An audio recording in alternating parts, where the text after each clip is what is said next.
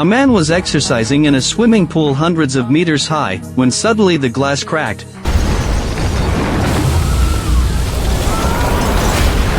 At the same time, at the far end of the world, an arms dealer was receiving weapons as agreed. When he opened the box, what he saw was a simple explosive device. A mysterious man came here, got the information he wanted, and left. That's right, both assassinations were carried out by this man. However, just a few days ago, he was only a programmer. The man is named Heller. He is a highly talented yet introverted code-breaking expert at the CIA. He has an IQ as high as 170. This socially withdrawn technical talent, however, has a beautiful wife. One early morning, his wife was about to leave for London on a business trip. Heller put down his work and made her a cup of hot coffee. When his wife took the coffee, she exclaimed that she wouldn't know what to do without his coffee these 5 days. Then she suggested that Heller go to London with her, but Heller said he was busy with work and couldn't get away, promising he would go next time. Later, the two exchanged words of love during their reluctant farewell. After seeing his wife off, Heller drove to the office. As usual, he went through security and arrived at his workstation. He unexpectedly met field agent Jason. The two had crossed paths during an overseas operation. At that time, Heller, with his excellent hacking skills, remotely defused a bomb and saved the entire operation team. Jason asked about his lunch plans, and also mentioned that there was a computer with classified information, hoping Heller would help crack it. Jason is a dangerous figure in the CIA. Although others keep their distance from him, Heller once saved his life, so the two have a certain friendship. While working, a hacker partner Parasite whom he had never met before sent a document to Heller, and remind him that these data may pose a threat to the institution, and need to be viewed in a place where no one is around. At this moment, his wife called from London to report she was safe. Since Heller was busy with work, he had to hang up in a hurry. Later, he went to a secret workshop without surveillance, and after opening the information, he was shocked to discover the news reports about the drone attack on allies in the Middle East didn't match the facts. The mastermind who actually signed the authorization was his superior, Director Moore. His panicked expression was noticed by Jack. Heller could only say that he had seen something he shouldn't have. Jack warned him to keep it a secret, act as if he had seen nothing, and just do his technical work well. After work, Heller called his wife back, but no one answered, and he could only hear the voicemail prompt. He didn't think much of it, until the next day when he went to work. Director Moore, who rarely came to the technical department, appeared. Heller thought his actions from yesterday had been discovered, but the director took him to the chief's office. The chief told him that an attack had occurred at the Christopher Street Hotel in London, and that was exactly the hotel where his wife was staying. Heller felt that something was wrong. Director Moore turned on the TV news, and the footage reported that the hotel had been attacked by 4 terrorists. 2 hostages were killed, one of whom, an American woman, was Heller's wife Sarah. Heller watched the news and burst into tears. Under Jack's escort, he broke through the reporter's siege and returned home, but dared not push open his wife's bedroom door. Collapsing on the stairs all night, the sofa Sarah often sat on still seemed to retain her scent. Heller suddenly picked up his passport, headed for the airport, and flew to London overnight. In the hotel room where his wife had stayed, he found an exquisitely wrapped gift box. It was a birthday present Sarah had prepared for him, a set of out-of-print puzzle toys from his collection. Heller stared at the gift his wife had prepared in the suitcase, and tears poured out. He turned on his computer to check the news. Seeing the desperate expression on his wife's face, the flame of revenge ignited in his heart, and he was determined to seek justice for her. With his exquisite computer skills, Heller retrieved all the surveillance footage in the hotel. The footage showed that the 4-member robber group arrived at the hotel at 11 o'clock for a meeting with the Indonesian influence investment company. During the meeting, a fierce conflict broke out between the two sides. 2 security guards were killed by the robbers, and the hotel immediately called the police. To evacuate safely, the robbers began taking hostages. The surveillance footage recorded that Sarah shielded the young girl beside her behind her. This act made her the main target of the thugs. Heller used a voice print recognition system to compare the audio clips of the kidnappers with the global intelligence database, and identified their identities. The man who took his wife was Carlos, who had long lived in Moscow. Another robber, Lawrence, was a South African NA former Special Forces soldier. There was also a female robber, Gray, who often appeared at the bakery where the incident occurred. When armed police confronted the thugs outside the hotel, the latter used the hostages as a threat to force the police to retreat, seeing the road junction completely blocked. The thugs stuffed the remaining hostages into the car, then they dragged 2 hostages out, and killed them to demonstrate to the police, and Sarah was among them, if they refused to let them go. The remaining hostages would also be killed, although the murderer wore a mask. Heller, by integrating surveillance images from all angles at the scene, and using facial recognition algorithms combined with gait analysis technology, finally identified the shooter as mercenary Schiller. When Heller submitted the investigation report to Moore, the latter reacted calmly without the slightest shock.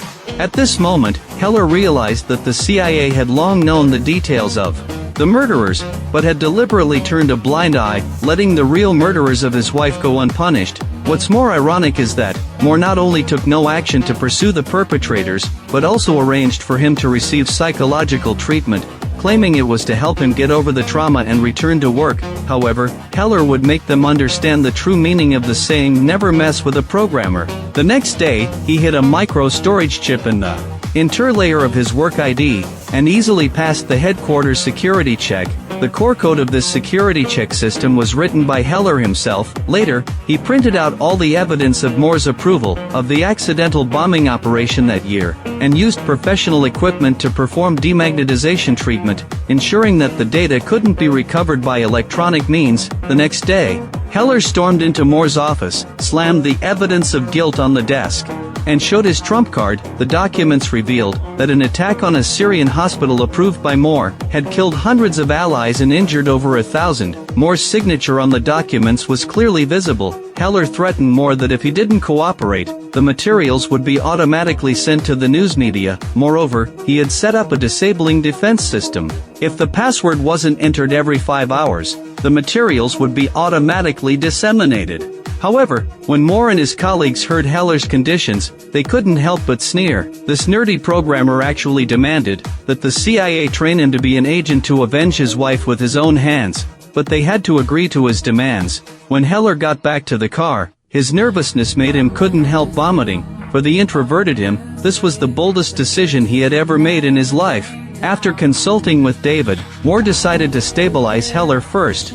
They sent people to investigate whether the disabling defense system Heller mentioned was true. If it didn't exist, they would find an opportunity to kill Heller. Soon, Heller was sent to a secret training base in Perry, with veteran instructor David in charge of his special training. At the same time, the CIA search team was conducting a carpet search of Heller's office and residence, in an attempt to retrieve the evidence. Meanwhile, the CIA carried out a surveillance investigation, and found that Heller had disappeared in a blind spot of surveillance for 40 minutes, and was sweating profusely when passing through security. Regarding the way the magnetic strip was carried, everyone guessed that Heller might have swallowed it. They took people to rummage through Heller's house, but never found the so-called disabling defense system. Heller's training continued, but his marksmanship remained poor. The instructor even questioned whether his eyesight had been tested. Heller admitted that it seemed he could only shoot at close range. However, Heller showed talent in demolition projects, and handled making bombs with ease. The instructor praised that he had finally found Heller's field of expertise. After several practice sessions, the speed and accuracy with which he assembled bombs had surpassed most agents. Subsequently, David provided him with a new identity. Under rigorous training, Heller, going by the alias of Clark, gradually mastered survival skills, although everyone was well aware that his chances of survival were minimal. At this point, CIA agents found the hidden CD Heller had stashed, but after cracking it, they found the content was empty. They speculated that Heller might just be bluffing, so Moore issued an order to kill Heller. However, by the time they arrived at the training base, it was already deserted. This genius programmer not only took a full set of forged documents, but also the base's biometric system. Only then did David realize that everyone had underestimated this programmer. Moore was puzzled by why Heller could always stay one step ahead. Finally, though, he found a tiny bug in the folder Heller had left on the desk earlier. At this moment, Heller took off his listening earpiece and threw it into an airport trash can. He turned around and boarded a flight to Paris, a revenge plan. thousands of miles away. Its first target points directly to the former Agent Gray among the four, the woman who always bought baguettes at the corner bakery. Through 72 hours of non-stop surveillance, Heller figured out Gray's daily routine and pinpointed her old apartment in Montmartre. Taking advantage of the moment when the target went out to dinner with friends, he took out his phone and watched YouTube tutorials on lock-picking repeatedly, fumbling clumsily with the lock-picking tools with his fingers. When the lock cylinder made a soft click, Heller couldn't believe his ears. He found a schedule in the room, took a photo of it with his phone, and took the pistol from the drawer. The alarm suddenly shattered the silence. Gray had returned early. Heller, in a panic, hid in the stairwell, watching the back of his enemy through the gap. The cold sweat in his palms made him barely able to hold the gun handle, just as instructor David had predicted. This programmer who had never killed anyone couldn't pull the trigger, but Heller's revenge playbook had more than one solution. He found out that Gray was allergic to lily pollen, so he went to a flower shop to buy some. 3 days later, when Gray was lying in the hospital's medical examination cabin, Heller hacked into the medical system and created a circuit fault. After the doctors were lured away, Heller walked over. Because he was also wearing a white coat, Gray didn't detect anything unusual. Only when Heller closed the door of the examination cabin did the other party realize he wasn't a doctor. Heller injected the refined high-concentration pollen into the oxygen pipeline. He watched the twisted and struggling figure inside the cabin. Heller offered the whereabouts of Schiller, the shooter, in exchange for her freedom. However, Gray pretended to be unable to speak and launched an attack the moment Heller opened the cabin door. Then the two grappled with each other. If it weren't for Gray being anxious to escape, Heller would probably have been dead. However, a dramatic scene unfolded. Gray had just rushed onto the road when she was hit and sent flying by a speeding car. By the time Heller arrived, only a cold corpse remained. Heller could only take her phone and flee the scene. After cracking Gray's phone, Heller turned his sights on Carlos in Russia. When he was searching for the target in a dimly lit bar in St. Petersburg, a figure flashing by on the dance floor made him sense danger. It was David, sent by Moore to clean up the mess. Heller bolted out the door and hid in a bar at the end of the alley. Just as he let out a sigh of relief, he heard familiar footsteps behind him. Heller could only flee into the restroom. He found there wasn't even a ventilation duct opening. When he came out, David was sitting at the bar waiting for him. David told Heller that when he killed Gray, he had exposed his whereabouts, and he himself could wait for him here. David was wiping the barrel of his gun, saying it was time to give him his last lesson. Heller praised David as a good teacher, then asked in return if he remembered his best subject. As the countdown on the phone hit 0, the restroom exploded instantly, causing chaos in the bar. Heller escaped amid the chaos.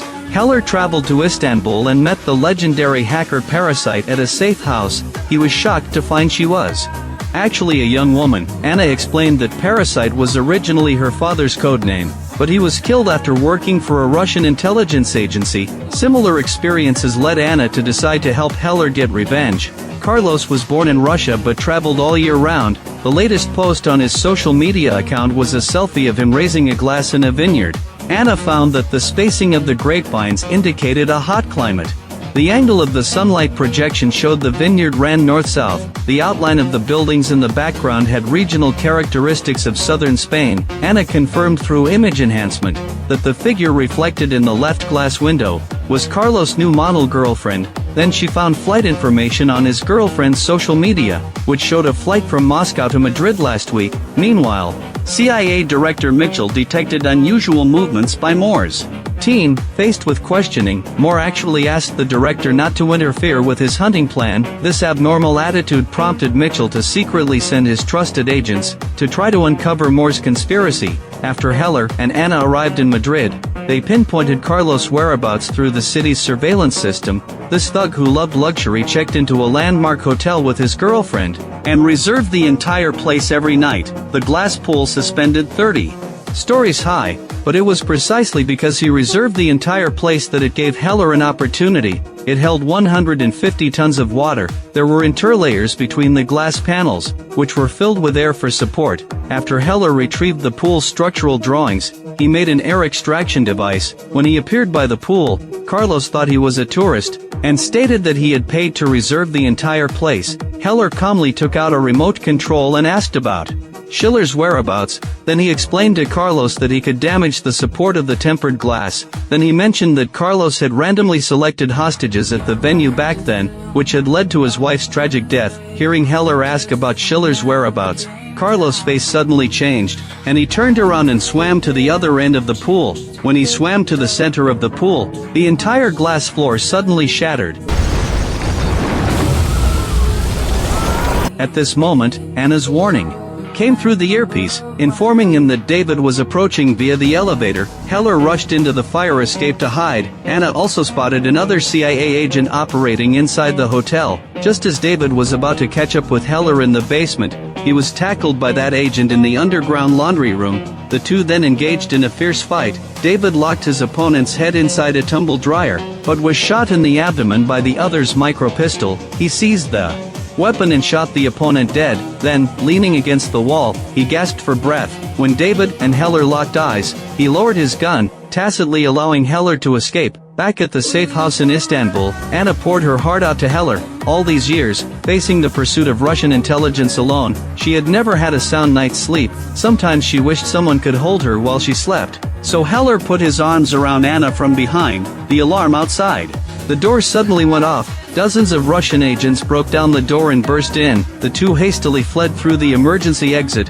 Although Anna had planned the escape route in advance, she was still hit by a stray bullet in the speeding car and stopped breathing. Heller could only drive alone into the night to escape.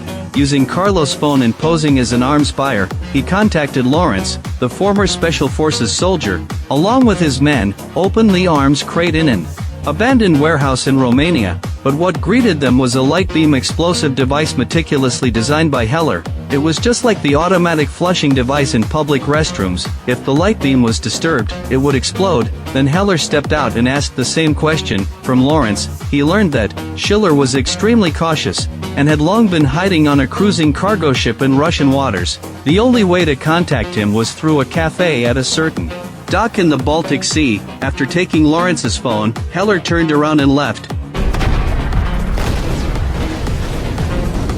3 of the 4 murderers have been eliminated. At a bitterly cold Russian dock, Heller, who couldn't speak the language, drew the attention of the locals. At the critical moment, Jason appeared behind him like a ghost. The two sat down in the cafe. At first, Heller thought the other was sent by the CIA to silence him. Jason, upon learning of his obsession with avenging his wife, gave a look of approval, saying this time he was just here on vacation and, by the way, checking if Heller was still alive. After parting, Heller began his investigation. He found that the boat coming to the dock to replenish supplies belonged to a Russian cargo ship, and carefully checked the nearby nautical chart. The next early morning, while Heller was focused on recording the boat's movements, he suddenly took a heavy blow to the back of his head. When he woke up, he found himself taken to a cargo ship on the high seas, facing Schiller, the real murderer who killed his wife. This cold-blooded mercenary actually explained politely, saying that Heller's wife's death was just a tactical choice. Someone had to be singled out, otherwise the police wouldn't let them evacuate. Even more outrageous, Schiller ordered someone to hand over a pistol. Heller took it without hesitation, and then signaled Schiller to kneel. Heller's trigger phobia hadn't yet recovered. He put down the pistol, saying he just wanted Schiller to experience the despair his wife felt back then. At this moment, the crew found the ship was out of control, and had entered Finnish territorial waters. It turned out Heller had intentionally let himself be caught, to implant a control program into the ship's navigation system, and had notified the Finnish Navy and Interpol in advance. On the distant sea horizon, Finnish Navy patrol boats were approaching, and Interpol helicopters hovered overhead. At this point, after killing 3 people, Heller finally defeated his wife's murderer through the right means. A few days later, a press conference was held at CIA headquarters. The director announced that the airstrike operation approved by Director Moore had seriously violated international law and would face trial in a military court.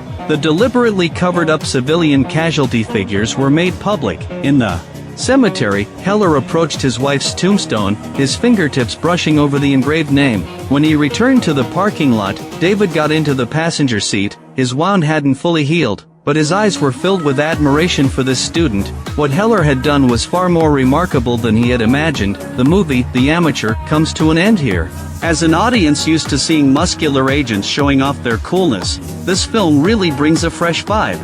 When the suit-clad James Bond turns into a plaid shirt-wearing, code-typing programmer agent, Rami Malek, who plays the male lead this time, seems to have needed the cautiousness of a programmer, and the lethality of an agent together. You can see the determined look in his eyes when typing on the keyboard, yet a sudden hesitation in his eyes when raising a gun. This down-to-earth sense of division actually gives the character a sense of real vitality. It's a pity that the director doesn't seem to have grasped the essence of tech geeks. He insists on adding exaggerated special effect auras to the code typing scenes, turning hackers into keyboard warriors unleashing their ultimate moves. Programmers really don't expect red lights to flash and sparks to fly when writing code. What's most appealing about this film is its critique of technological omnipotence, when the male lead uses AI to fool surveillance and algorithms to crack encrypted files. You suddenly feel a chill down your neck. It turns out that behind the phrase "technology changes life" we chant every day, there hides such a sharp blade,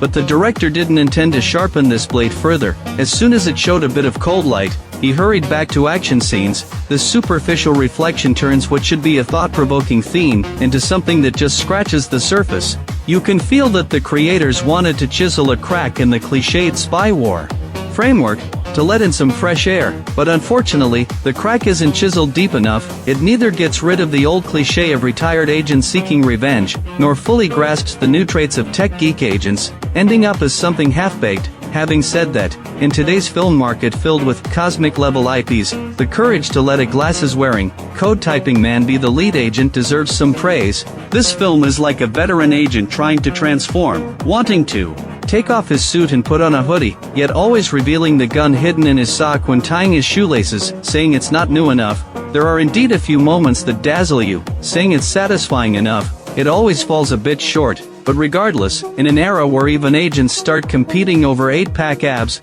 being able to watch and ponder whether technology is protecting us or monitoring us makes it not a waste of time. It suddenly occurs to me that the Sky Eye system in the film that can monitor all your data, wonder if it actually exists in reality. The video ends here. If you have other opinions, feel free to leave a comment in the comment section. See you next time.